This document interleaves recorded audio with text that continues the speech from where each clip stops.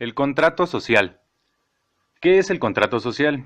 En filosofía política, ciencia política, sociología y teoría del derecho, el contrato social es un acuerdo realizado en el interior de un grupo por sus miembros, como por ejemplo el que se adquiere en un Estado con relación a sus derechos y deberes de sus ciudadanos.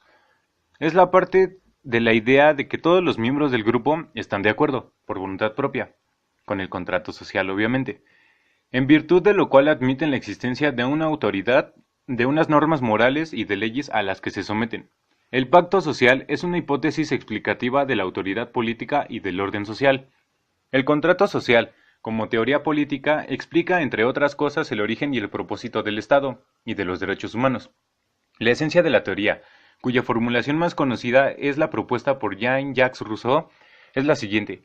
Para vivir en sociedad, los seres humanos acuerdan un contrato social implícito que les otorga ciertos derechos a cambio de abandonar la libertad de la que dispondrían en estado de naturaleza. Siendo así, los derechos y los deberes de los individuos constituyen las cláusulas del contrato social, en tanto que el Estado es la entidad creada para hacer cumplir el contrato. Del mismo modo, los seres humanos pueden cambiar los términos del contrato si así lo desean. Los derechos y los deberes no son inmutables o naturales.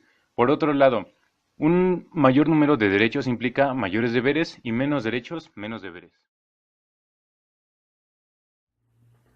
El pacto social en sí es bastante limitado, tratándose de lograr el establecimiento de un juez que dirima las controversias que vienen de la propia ley natural. Se dictan unas normas que sean la continuidad de las leyes naturales y que consistirán en el reconocimiento de los fines de la naturaleza de hombres libres e iguales, asegurar los derechos de libertad, la igualdad, la vida y la propiedad. Solo una sociedad será civil o política cuando cada uno de los individuos renuncie al poder de ejecutar la ley natural. Lo ejecutará la comunidad y los órganos de la comunidad. En el estado de naturaleza es cada individuo quien juzgue las leyes de la naturaleza. En una sociedad, por el contrario, es una autoridad, un juez, quien las juzga y quien dictamina quién se ha saltado las leyes. Y esa autoridad ha de ser un parlamento que represente al conjunto. John Locke reconoce su visión del contrato social en su principal obra, Dos ensayos sobre el gobierno civil. La idea de naturaleza humana en Locke es cristiana. El hombre es una criatura de Dios, por lo que el hombre no puede destruir su vida ni la de los demás hombres, pues no le pertenece, sino que le pertenece a Dios.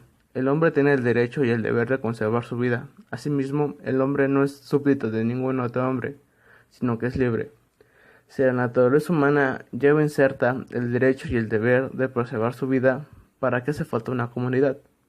Para Locke, puede darse que nadie cumpliera ese derecho y ese deber, y en caso de conflicto en su cumplimiento, la naturaleza humana no cuenta con la existencia de una autoridad que lo resolviera, por lo que la comunidad trata de suplir esa carencia del estado de naturaleza, la exigencia de una autoridad que juzgue en caso de conflicto.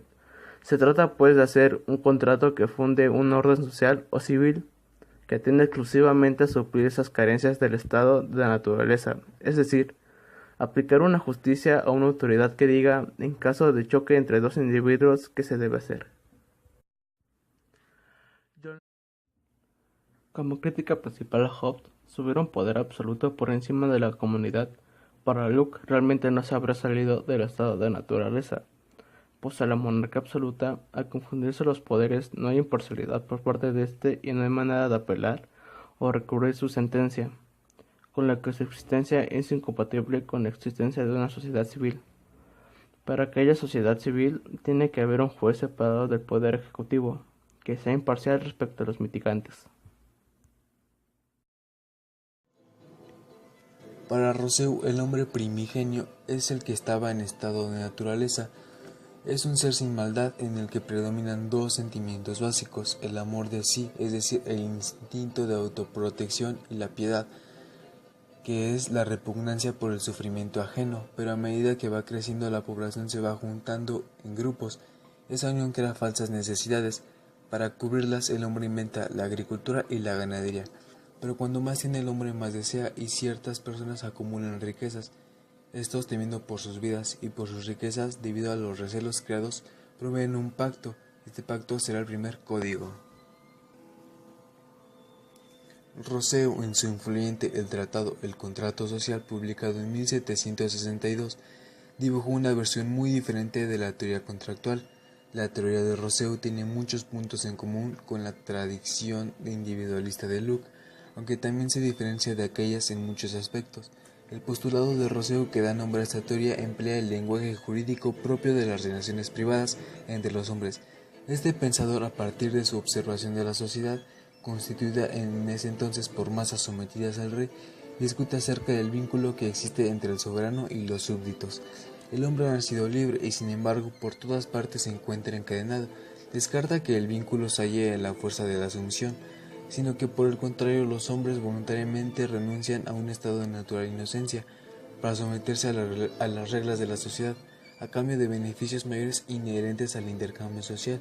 Este consentimiento voluntario se materializa a través de un contrato, en este caso el contrato social, según Rousseau.